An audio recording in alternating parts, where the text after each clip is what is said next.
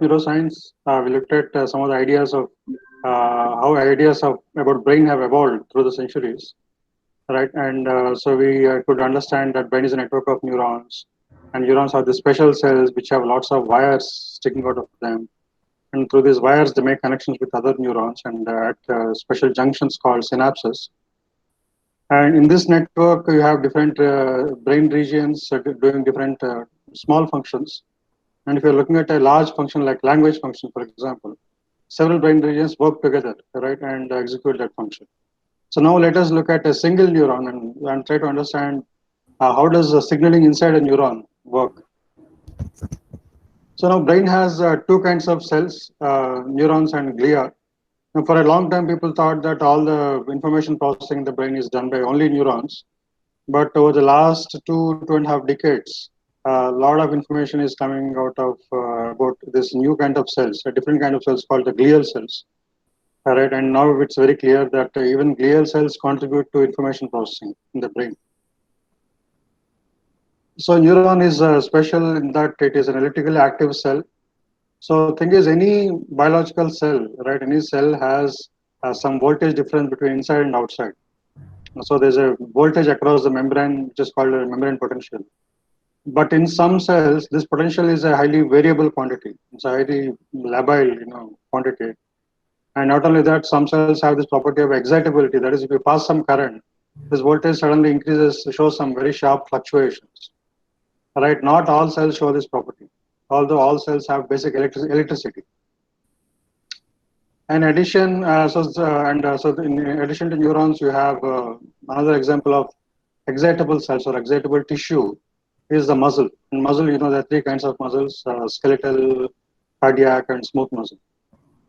Okay, so in addition to electricity, neurons also have another property, which is this arboreal projections. That is, a lot of wire-like processes sticking out of the cell body. Normally, in a given cell, you only have cell body.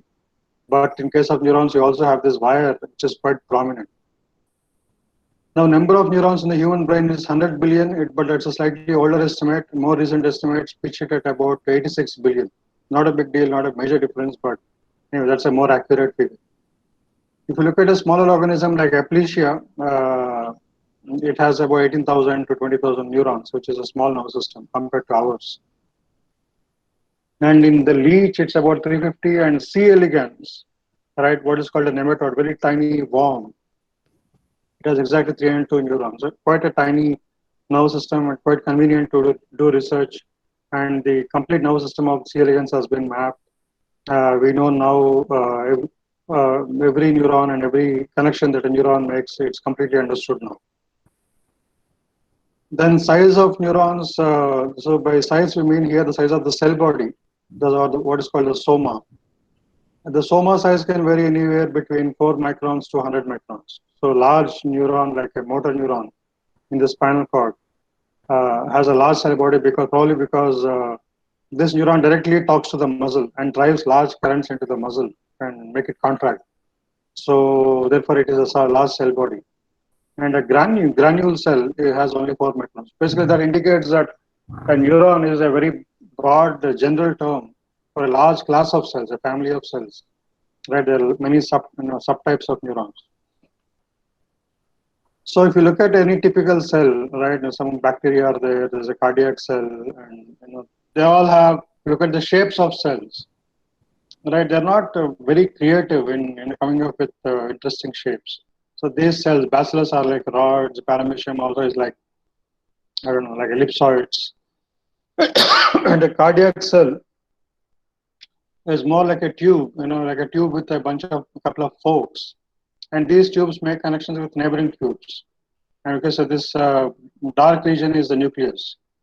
So not very, very simple shapes. That's what you see in most cells, right? Even skeletal muscle is like strands, like strings. RB cells are slightly different. They look more like, like vada or donuts, right? And bone marrow cells are interesting slightly because they have these projections sticking out of it. Okay, but all this is nothing compared to what you see in a neuron. In a neuron, you see this very ornate, complex arbors, right?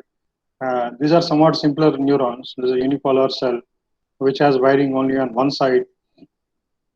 or a bipolar cell which is wiring on going in two directions, and so on and so forth. Okay, so so this is a motor neuron, pyramidal cell, which is a very common type of cell, and this is a Purkinje cell. Now, Purkinje cell is special in that it has single cell can have about 1 or 2 lakh connections, whereas an average cell, average neuron has about 1,000 to 10,000 connections.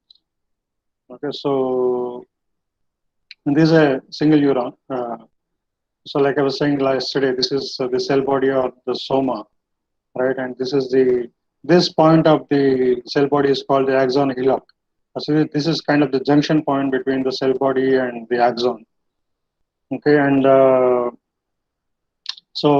axon also has a little coating around it, made up of something called the myelin sheath, right? That includes the conduction velocities inside the axon. And axon branches out into axon collaterals, and at the end of that, it makes a contact with another neuron at a junction point called synapse. Then on the input side, you have shorter arbors called dendrites.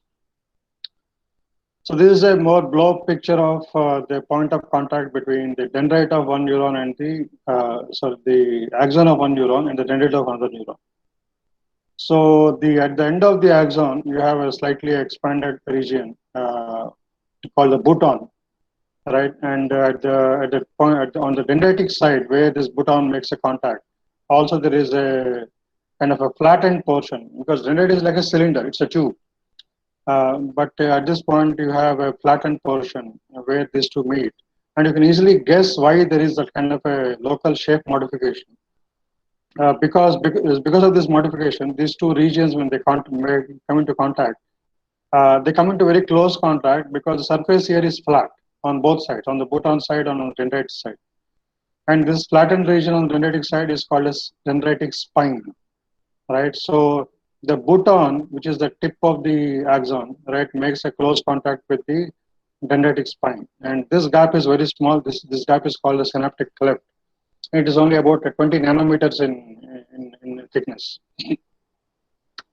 Now, like I was saying, neurons are relatively active cells. So there's a voltage difference between inside and outside. Inside, its typical number is about minus 70 millivolts, but can vary from minus 90 to minus 60 and things like that. But that's a typical figure.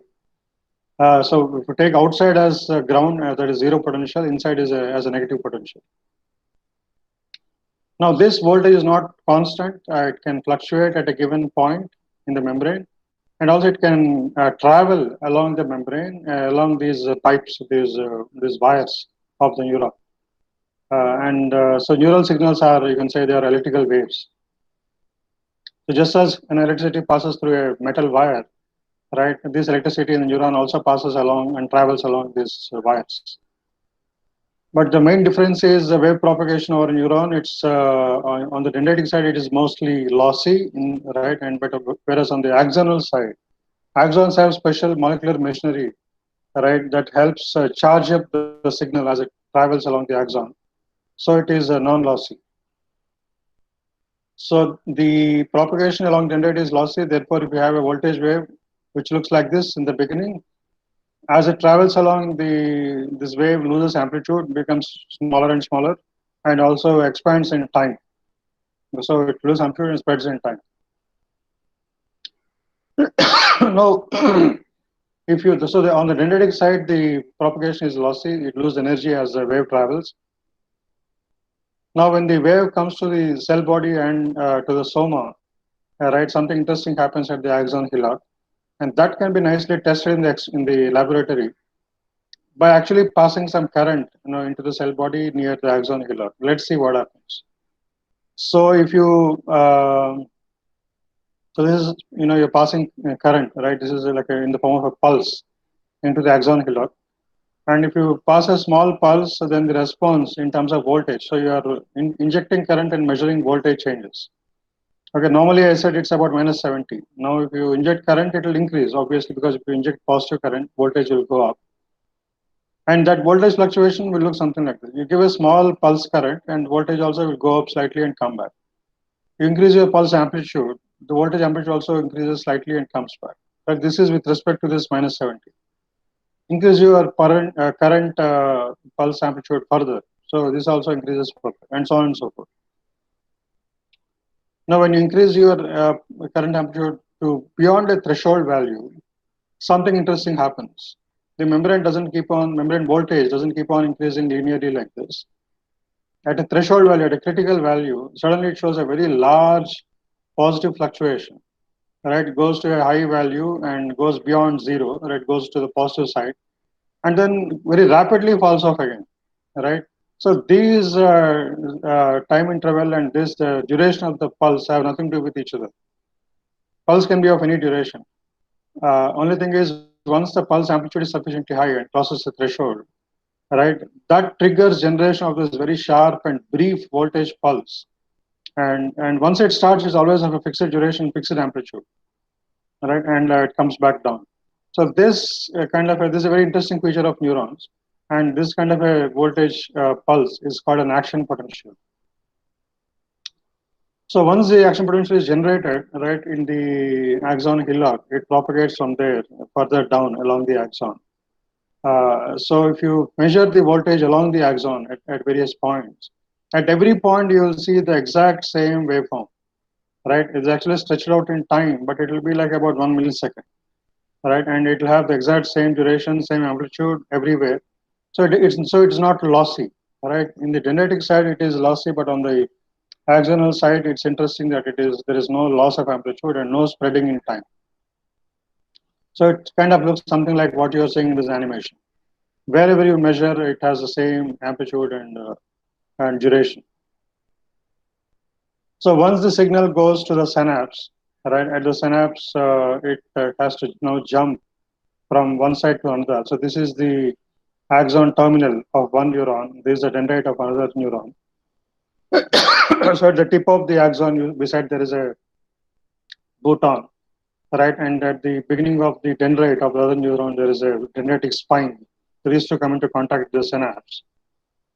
Now, within the context of the synapse, this part that is also called the presynaptic terminal, because so in synapse is a unidirectional thing.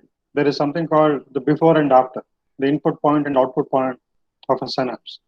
So the input side of the synapse is called the presynaptic terminal, and the output side of the synapse is called the postsynaptic terminal. Why is that? Because there is total asymmetry. What the presynaptic terminal can do, the postsynaptic terminal cannot do, and vice versa. So on at the presynaptic terminal along the axon, you have this action potential which propagates along the axon and arrives at the presynaptic terminal. So we have seen in the last class there's a signal that goes from one side to another in the synapse and that crosses this small gap called the synaptic cleft. It's not an electrical signal, but it's a chemical signal. So we have seen yesterday that neurotransmission is done by means of chemicals. Right, so when the action potential comes to the presynaptic terminal, it triggers release of certain chemical from the presynaptic side, following a slightly complicated process, which I'll describe later. Right, and the chemical is released, so that chemical travels along the cleft and then arrives at the postsynaptic terminal and produces another voltage change on the postsynaptic terminal, right, which is called the postsynaptic potential. And for obvious reason, because this is a potential that is generated on the postsynaptic side. So on the input side, you have the action potential which comes, and that is processed by the synapse and converted into something called a postsynaptic potential.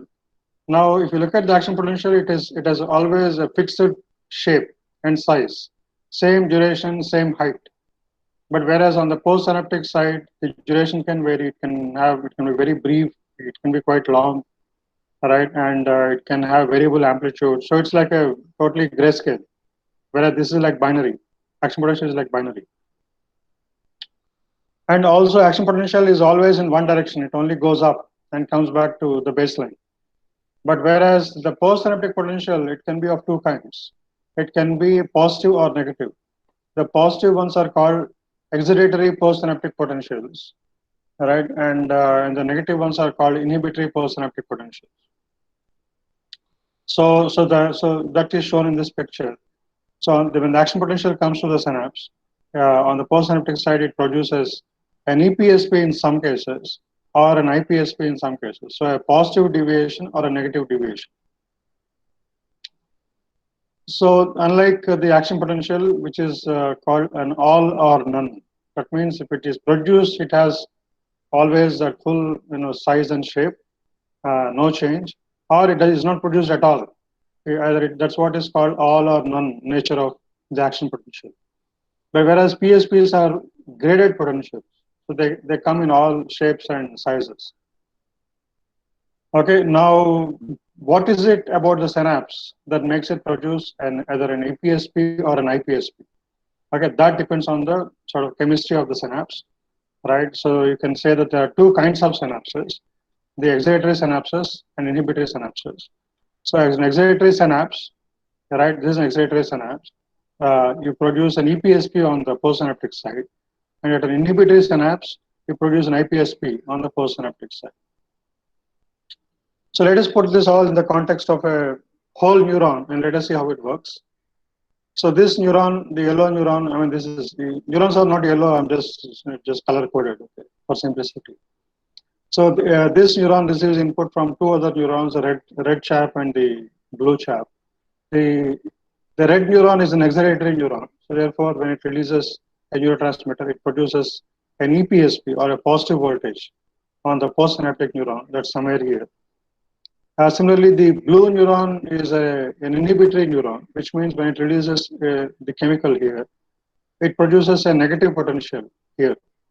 Okay, so thing is, whether it's excitatory neuron or inhibitory neuron, the action potential is always positive. Okay, so this is action potential produced by the red neuron, and this yellow waveform, right, is the EPSP produced by this neuron here. So similarly, this blue waveform is the action potential produced by the blue neuron. And this yellow waveform here is the IPSP produced by this neuron here. Okay, so this guy is injecting charge into this neuron, therefore increasing voltage here. This guy is injecting negative charge into this neuron and therefore producing a negative voltage here. So because of all this, what happens is these negative influences and positive influences in a neuron add up, right? And that process is called spatial summation. That is, inputs from several neurons add together. Some are positive, some are negative. They all add up. Now, there's a different kind of summation or addition also happens. That is called temporal summation, in which inputs add up over time, right? Perhaps even from the same spatial location. So we'll look at that later. So in this example, you see a given neuron gets multiple inputs. So the red ones, think of them as positive inputs or excitatory inputs. The blue ones are inhibitory inputs. So in this neuron, the only inputs are from the excitatory neurons. Therefore, the voltage of this neuron goes to positive side, so it goes above minus 70 millivolts. So therefore, it has a chance of producing action potential, right? And therefore, the action potential produced propagates down the axon, Right? Inhibition also plays a role because inhibition basically counteracts excitation. So in this case, there are two excitations and two inhibitions. For some reason, inhibition is dominating excitation. In this example, just illustration. So therefore, the arrow is pointing still to the negative. So neuron still remains inactive or in the resting state. It doesn't get excited. It doesn't produce action potential. So in this case, again, there are three positives, excitatory inputs, and two negatives, two inhibitory inputs. So on the whole, the excitatory inputs seem to dominate in this example. So therefore, the voltage goes to positive side, and the neuron succeeds in producing an action potential. This action potential now propagates, so it's produced somewhere here and propagates down the axon. Okay, so you see that the EPSPs and IPSPs summate, and there's a kind of a competition among them. And if the competition is won by the excitatory inputs, right, the neuron gets excited and produces action potential. If the competition is dominated by the IPSPs, then the voltage remains low and neuron doesn't get excited and no action potential is produced. So that is how spatial summation works. In temporal summation, the inputs add up over time. So for example, here is a postsynaptic neuron, here is the axon of another neuron, the presynaptic neuron. Along this axon, you see three action potentials coming in. And so they all have influence on the postsynaptic potential, right, occurring here. So they are coming one after another. So each of these action potentials produces a positive wave. And the postsynaptic potential is generally a longer waveform. It's not as brief as an action potential. So therefore, by that, before the first PSP dies down, the second action potential hits the synapse. So the EPSP climbs up further, and before that dies down, third one hits the synapse. It climbs up further. So here also there's summation going on, but this summation is happening over time, all at the same synapse. So this is also possible, and this is called temporal summation. So if you put everything together now, you have the dendrites, which are like inputs to a neuron, and you have the axons, which are like the outputs. So and the dendrites inputs are received from many neurons, and all these inputs are added up inside the neuron, and something happens inside the neuron, right? There is some kind of a threshold effect going on. Therefore, if the total effect of all the inputs crosses a threshold, right, then neuron's voltage goes beyond that minus 70 and produce action potential. It gets excited. That action potential is propagated now along the axon. It goes to the axon collaterals, and at the axon collaterals, it makes contact with the dendrites of another neuron at a synapse, right? So these are the main elements of signaling inside a neuron. You have signal propagation along dendrites, which is called dendritic processing. Then all the signals are added up inside the neuron, the signal summation inside the cell body. Then the signals produced inside the cell body propagate down the axon in what is called the axon propagation, right? Then these signals along the axon cross over with another neuron at the synapse. That is called synaptic transmission. So dendritic processing, summation inside the cell body, axonal propagation, and synaptic transmission, so neurotransmission, right? These are the four elements of signaling inside a neuron. So the condition for firing of a neuron or excitation of a neuron is this: if the net effect of all the inputs is keeps the neuron voltage right at the same level as that minus 70 value or even less than that, then neuron doesn't fire, right? No signal is produced. But if the net effect is dominated by the positives, and then the voltage of the neuron goes beyond its baseline value of minus 70, then the neuron tends to fire one or multiple action potentials. These action potentials travel along the axon, right, and go to the other neurons. Okay, so this is the basic description of neural signaling. So we can stop the recording here. Now let me load. So Sandeep, you can stop recording here. Yes, sir. Oh.